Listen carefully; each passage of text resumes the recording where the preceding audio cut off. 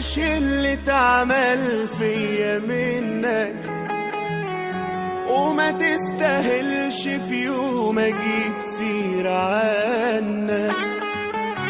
ايام وراحت بكرة يجي بدلها، والدنيا ولا هتدوم ولا باقي على حال.